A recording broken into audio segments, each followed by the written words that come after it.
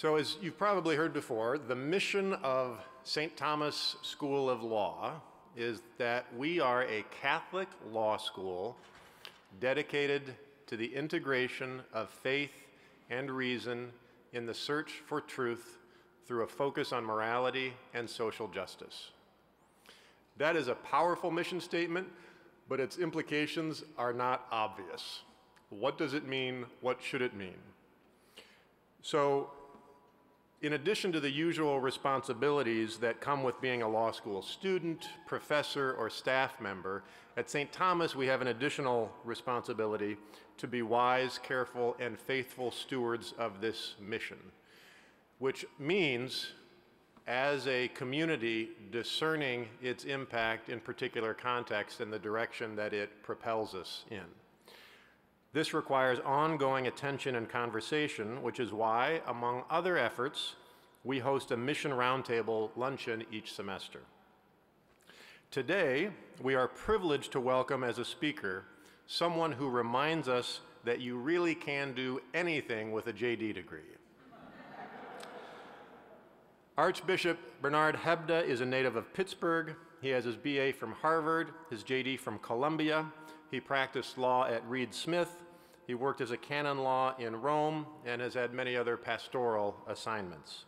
He now oversees our archdiocese with more than 800,000 Catholics in a 12-county area. As he reminded the world in his installation mass homily in May, quote, "Our God is indeed a God who surprises us with his love, sustains us with his love, challenges us with his love. It's a love that changes everything." Please join me in welcoming Archbishop Bernard Hebda.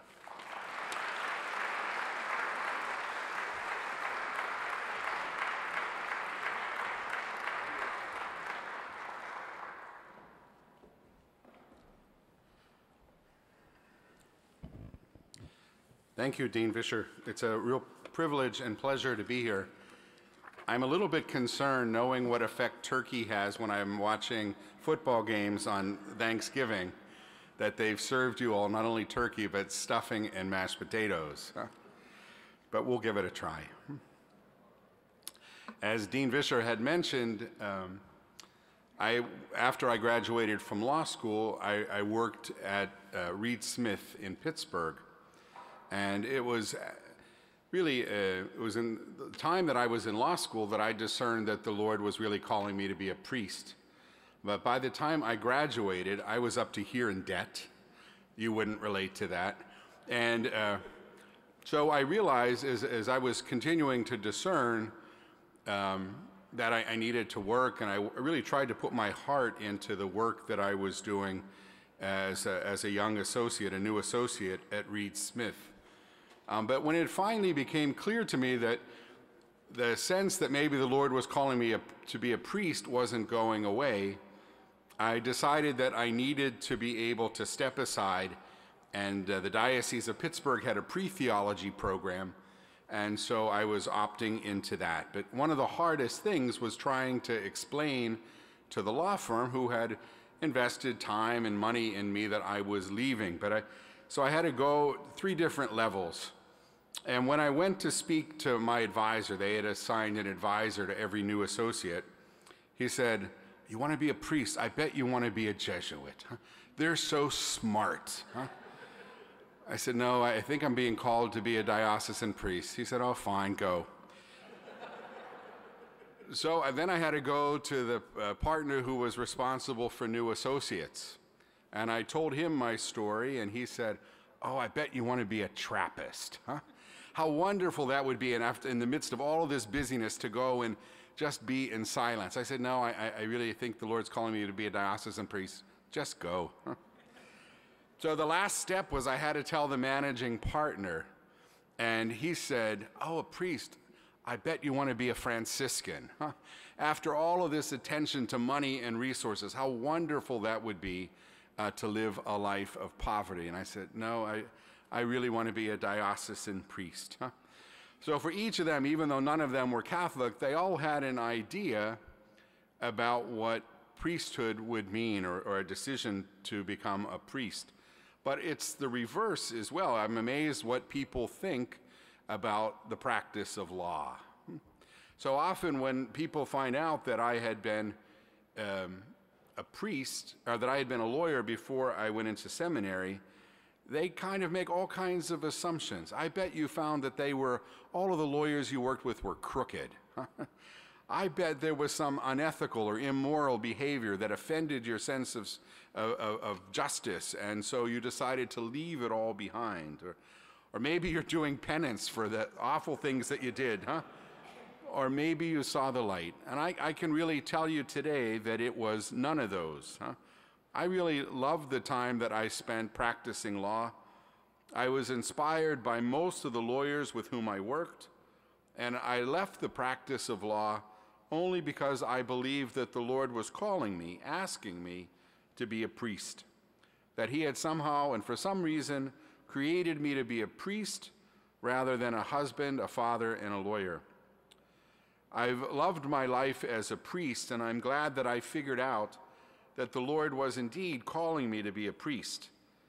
But I'm equally confident that he calls some to build up the body of Christ as lawyers and judges and as legal scholars.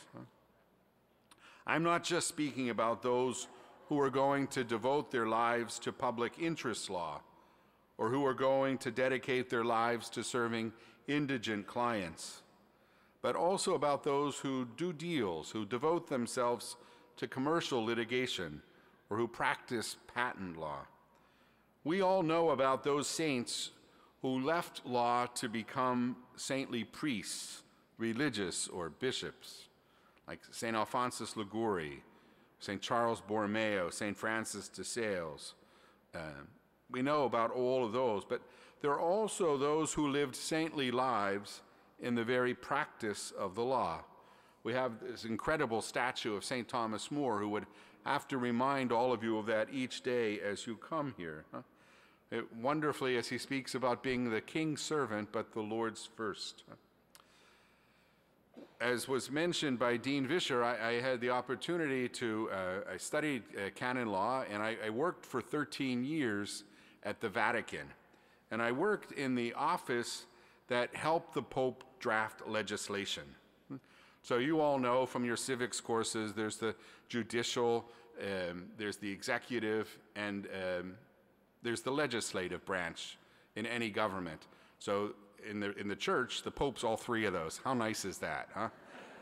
But we helped him with the legislative part of his job. And it was a really great privilege. I worked there from 1996 to 2009, and I worked for two popes who both joked that they knew little about law, St. John Paul II and Pope Benedict. I was delighted in the course of those 13 years to be in Rome in 2001 when Pope John Paul, beatified a husband and a wife at the same ceremony. That was the first time that had happened.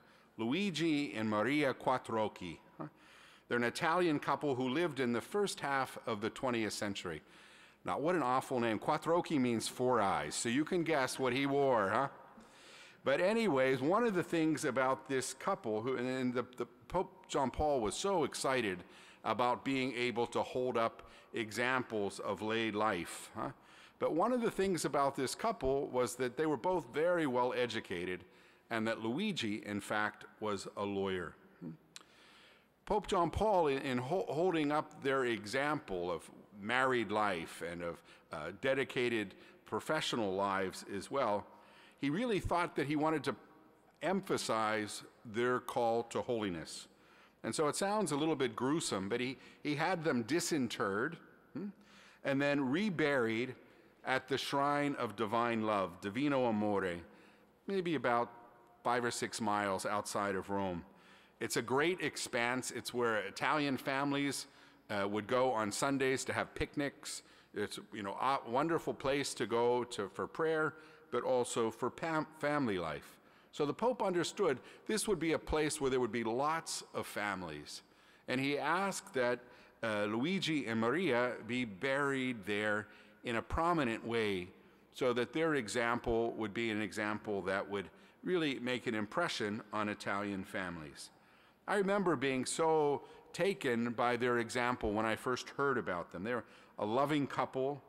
They had a little museum at the time that they were beatified, and they had all of the love notes that Maria would leave for Luigi in his lunch bag. But just really, really tender. And he was, I said, a very effective lawyer, and yet he also had such tenderness for his wife. I remember reading about them that they had 4 children. There's 2 sons, both became priests. One of the daughters became a nun, and the 4th, there's a black sheep in every family, huh? No, she lived a very dedicated life as a consecrated laywoman. So all 4 of the children really grew in the faith because of the example that they experienced from their mother, and the mother and father. But I don't really think that's what made them saints. In terms of Luigi and Maria, was having all of these kids who were priests and nuns or consecrated. What I loved most about Luigi was that he was a lawyer, a great lawyer, who managed to live a holy life while representing the Bank of Italy and other huge commercial banks. It was in his private practice and in his government service that he distinguished himself for his virtue. He knew the movers and shakers of Italy until he died in 1951. And at the same time, he was also pouring himself out in service to the church. He recognized how important it was to give back to the community, to serve those in need, both by using his professional skills, but also his time. In the time that I have been here in the Twin Cities, I was installed last May, I've unfortunately had to spend a lot of time with lawyers. I really think I talk to my lawyers more than I talk to my father. Huh? That's not a great situation in the long run, but it's very much a part of my life. But it's in that time that I've been spending with lawyers, whether it be around a strategy, a table for a strategy session, or whether it be in mediation, regardless of the context, it's been a wonderful reminder for me of how important it is to have virtuous lawyers. Lawyers with a keen sense of justice, but also lawyers who appreciate that even great lawyers are called to be instruments of God's mercy. As Pope Francis has recently reminded us, mercy and justice are not contradictory realities, but two dimensions of a single reality that unfolds progressively until it culminates in the fullness of love. I recently had the opportunity to preach at the Red Mass in Washington, D.C., and chose to speak then about that convergence of justice and mercy. You can imagine I was more than a bit nervous when I looked out into the congregation and I spotted 5 Supreme Court justices, the Attorney General, and a whole host of other government officials. I was really thrilled on that occasion to be able to mention this law school by name in particular. I was citing a point that Justice Scalia had made here when he visited just a little bit less than a year ago, when he said that the rule of law is always second to the law of love. That's why he was so delighted, and I am so delighted, that you are getting the benefit of a well-rounded education at a Catholic law school that is allowed to teach not only about the rule of law, but also feels compelled to speak about the law of love. Really, Dean Vischer did such a beautiful job of that even in his preliminary remarks today. All of us who are gathered here understand that that's part of what it means to serve the common good. We have an expansive understanding of what the common good is, what is the value of the human person. How can we factor in the call to be merciful and that law of love into our work? Concretely, with particular relevance for those of us who are gathered here this afternoon, Pope Francis has noted that mercy, and this is his quote, does not approach cases, but persons and their pain. As he reminds us, mercy gets its hands dirty it touches, it gets involved, it gets caught up with others. It necessarily gets personal. Working in a legal environment so often populated by Jane Does and John Does, we need to remember that real people are at the heart of what we do and are affected by the decisions that you will make as lawyers. That call to get personal by no means requires that we abandon our commitment to justice. It is an oversimplification to think of mercy as requiring that we blindly let another off the hook. Even the Holy Father, Pope Francis, has cautioned against the temptation to a deceptive mercy that binds a wound before it is cured. Our concern for the person and our concern for society makes it imperative for us to assess accurately the wound to the best of our abilities, to the best of our professional standards, using the tools available to us so that we might be instruments of the Lord in bringing the real healing that redounds not only to the individual, but also to the common good. While mercy, as Pope Francis notes, can be a visceral emotion, it can also be the fruit, he says, of an acute intellectual insight, startling as a bolt of lightning, but no less complex for its simplicity. I mentioned the Red Mass. It's pretty common in most dioceses, and I was hearing even a table today of times when the Red Mass has been held here. In Washington, it's organized by the John Carroll Society, guided by Monsignor Peter Vaghi, who's a lawyer and a priest of the Archdiocese of Washington, who served on the first board of this law school. Those of you who were here for a while remember that Cardinal Laghi was on the board. He was the nuncio, and he was the one who had suggested Monsignor Vaghi to serve here. So as I spoke with him at the Red Mass, he was very curious to find out how faithful your school has been to its mission, and I was happy to share my very positive impressions. The John Carroll Society was founded in the Archdiocese of Washington to give young professionals, lawyers and doctors, for the most part, continuing education in the faith, while encouraging them to serve the mission of the Church, the mission of the Archdiocese. They honored at this year's celebration lawyers and law firms who had distinguished themselves over the course of this past year for their pro bono work. It was a wonderful way. Not all of the lawyers were Catholic, not all of the lawyers were Christian, but they were honoring people who had really distinguished themselves because of their generous service of the common good. I tell you, I found the gathering very inspiring. And just being in the presence not only of the legal luminaries, but of all of those young professionals who were really striving to be able to be faithful to the principles that they know have to be at the very heart of everything that they do. Certainly, it was a brilliant insight, I think, to have a society like that would create a network of peers who were committed to Catholic values while at the same time meeting the highest of professional standards.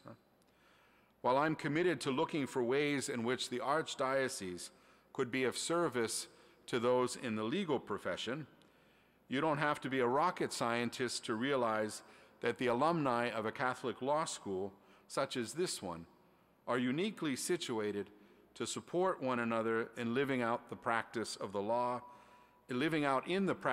law the principles of Catholic social justice. We need great lawyers to assist in the work of our church and in the work of its institutions. And we need great lawyers in the community at large.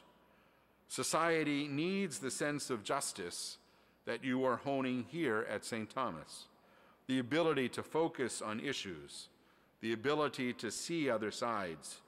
We need your acumen, we need your stamina, we need your perseverance, we need your history of hard work. I would be thrilled, obviously, if the Lord might be calling a few of you to serve as priests or sisters or deacons or religious. But I'll be equally thrilled if you embrace your call to be leaven in our society. Please know that I pray for you and I pray for this school, and I certainly hope that you'll do the same for me.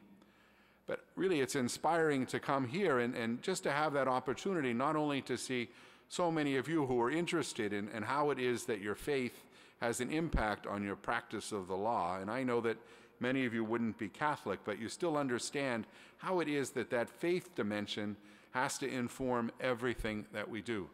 I'm delighted that you have so many excellent role models as well of faculty members who are able to show how it is that you might give back to society, how it is that you might serve the common good, how it is that you might build up the church. I've had the opportunity to work with a number of your faculty members who have been assisting the diocese in the way that we rethink the way that we do some things. We're really indebted to your professors who do that out of their sense of commitment to the church, their commitment to the common good, and certainly out of thanksgiving for the great intellectual gifts that God has given to them and indeed to so many of you. That opportunity to come to learn the law, to learn, to sharpen the intellect, and indeed to be able to be good advocates in our society. Now, I know that the tradition here is to have small discussions at your table, but I was wondering, since I don't get to come here that often, if we could diverge from that practice a little bit and have the opportunity maybe for some dialogue coming this way. So if you have any questions, if you have any comments, if you want to, those of you who have already been practicing law, if you want to add some insights, I certainly would be all ears for that. But I'm hoping that we might be able to flesh out a little bit some of the things that I said.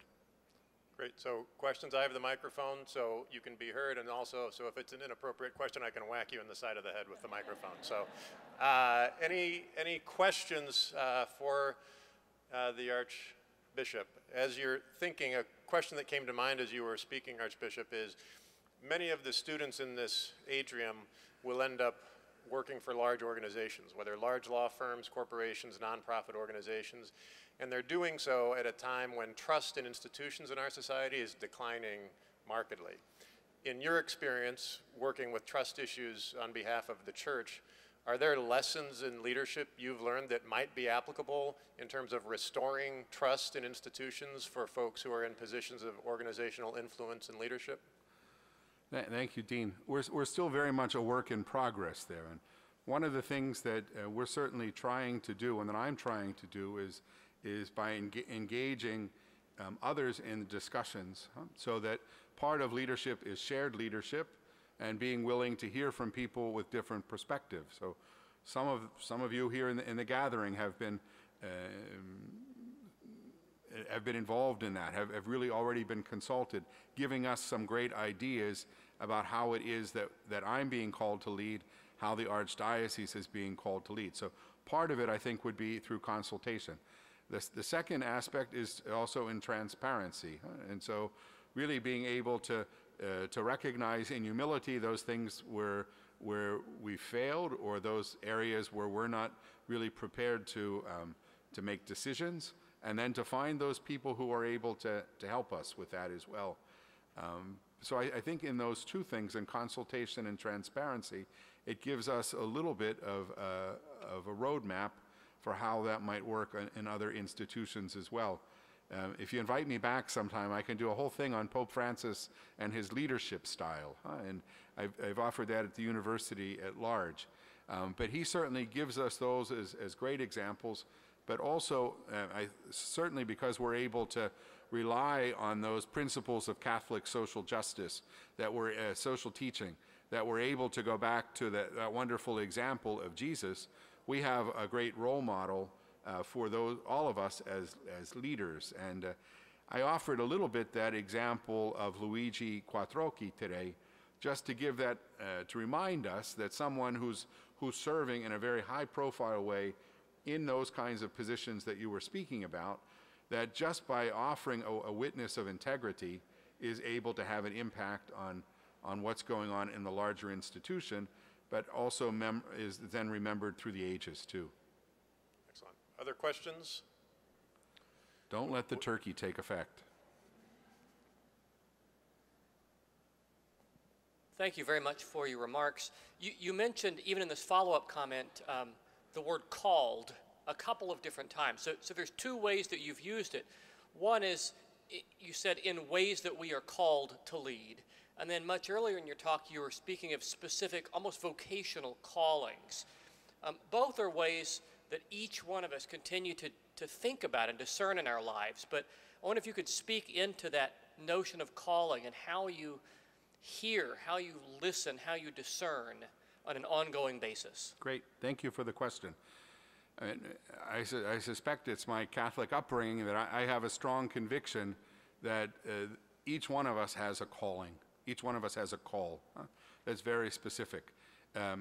Cardinal Newman, Blessed John Henry Newman, has a wonderful meditation where he speaks of each one of us as being links in a chain.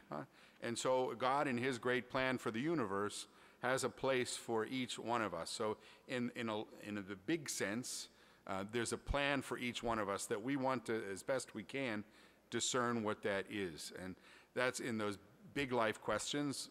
Should I be a priest? Should I be a married man? Those kinds of things. But also, what do I do within those big categories? And that work of discernment is something that's every day. Then the second sense of call is something that those of us who are Christians, who are baptized, have a calling that comes with that as well. And so part of that is a calling to build up God's kingdom. And the two things are tied for sure, but it's a collective call that we have as well. So those of us who are baptized have a calling, have an obligation, a responsibility to do what we can to serve the common good, which I know is one of the big themes here. How is it that we discern those things? So I think in part I was delighted to have the opportunity to celebrate Mass in your chapel before lunch today. But just to have that kind of a quiet space, or to have the opportunity of having, in the midst of very busy lives, some time for recollection, some time to be nourished by God's Word or by the sacrament, that's a great way of being able to allow the Lord to speak into our hearts. So I think that's in one way. Then also in terms of that, the baptismal calling, that part of it, the other thing is to be attentive to what it is that those who lead us in the church, now in the modern world with social media, I mean, I barely get out of bed in the morning without looking to see what Pope Francis said in his morning homily. It's a little bit because I can steal his themes. That's always helpful. But we have that opportunity now to be formed on very directly by the successor of St. Peter, and certainly then also by the bishops and by the priests and by all of those who are leaders in the church. So in terms of, as we're striving to hear about the mission of the church, as we're listening to our understanding of what God's asking for us in the world, that gives us some concrete data for making those individual decisions in our lives, how it is that we discern what indeed God is asking us to do, not just in those huge lifetime decisions, but each day, or as we go about the study of law or the practice of law. I don't know if that's helpful, but great, thank you. Dan? Thank you so much for joining us, sir. Thank you. The question is simple but pretty big. What is Jesus doing in Minneapolis and St. Paul? What do you see? Okay, thank you. I think what is Jesus doing in the Twin Cities? I think he's calling us to have an intense relationship with his Father, and then as we have that experience of presence of God in our lives in the midst of all kinds of human suffering, then to respond as an instrument of God's mercy. And so if we're not being touched by the needs of those who live around us, we're not really responding to what God has done for us. So we have to have that sense of that God is indeed present here, even as we're hearing about shootings, as we're hearing about racial tensions, as we're hearing about all kinds of issues of intolerance. All of those things, I think, are calling us to be that salve, that loving presence of God in this community. Pope Francis often talks about the church as being a field hospital on the battlefield. And so we have to be and I think that's what Christ is calling us to do. He certainly gave us that by his own example. We look to the Gospels for how it is that he lived his life while here on earth, and we see that he was in the mix. He was involved in that work of mercy. So he was with the tax collectors and the prostitutes. He was right there with people who were really trying to find meaning in their lives, who were so much in need of God's mercy. And so I think as he talks about and shows us by example of the importance of being present in those difficult situations, he's calling us to do that as well today. And it's when we do that that we end up experiencing that Christ is already there. Mother Teresa would talk about and would really encourage her sisters to come to recognize Christ in the distressing disguise of the poor. So one of the things is to be able to see in that person who spits at you at the bus stop, or the person who treats you poorly, to see Christ there, or in the you wouldn't have those here, but the cutthroat classmate, to be able to see Christ in that other person, to try to understand what motivates him or her, and to recognize that the need that they have for God's love. So I think that Christ is calling us in a very concrete way to not only know his love, but then to make it present to others. We as Catholic Christians speak about the incarnation, that our God took on human flesh to immerse himself in the everyday life that we experience. And so it's in that everyday life, in the work that you're doing as law students or law professors or staff, where you're going to find Christ and where you're called to make Christ present. Sorry to use called again. We have time for one more question, and if you're 1 minute late for class, you can not only get a hall pass signed by the dean, but by the Archbishop. So that is beyond question. That's not going to carry, yeah.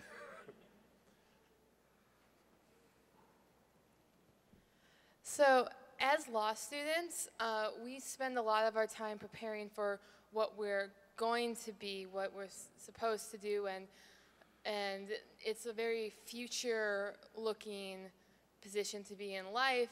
And I think that it's really easy for us to be like, yes, we're going to be great people of faith in our profession, but kind of get swept up in that's when I'm a professional, but right now I'm a student, and I just need to figure out how to cook dinner tonight. I can't have time to pray over it or something like that, for example. Do you have any advice as to that problem? Yes, so two things. One, I think you have to be mindful of the obligations that you have. So, you're making a huge investment in your education. You want to make sure that you're being faithful to what's being required of you, so that you're able to study, that you're able to be attentive. If you're moonlighting and you're not able to stay awake in class, which wouldn't happen here, you're not able to really do what it is that you have the opportunity to do here. So I do encourage you to be faithful to those obligations that you have, but to see how it is that you might use them as opportunities for prayer. So you're maybe not going to pray over dinner, but you might have that opportunity to bring the Lord into everything that you're doing. And so as you share with him the busyness of your life, as you share with him the struggles and relationships that you have now, as you speak to him about maybe those uncertainties that you have, they're all opportunities for an encounter with him. Just one other thing, Dean. It's interesting. I had a wonderful experience when I was in college and enjoyed it tremendously. And law school was not as much fun. But I can tell you that the relationships that I made in law school have perdured much more than the relationships that I made in college. So there's something about suffering that has that opportunity for there to be that bond. So to be able in the present moment to be supportive of your brothers and sisters is something that's really what the Lord's asking you to do as well. So you might not have the time to go out and to work at caring and sharing hands, or to do some of those things that you'd really like to do. But if you're attentive to the needs of those who are around you and what you're doing, I think that's a way of serving the Lord and also of preparing for what's to come. Thank you. Please join me in thanking the Archbishop. Thanks.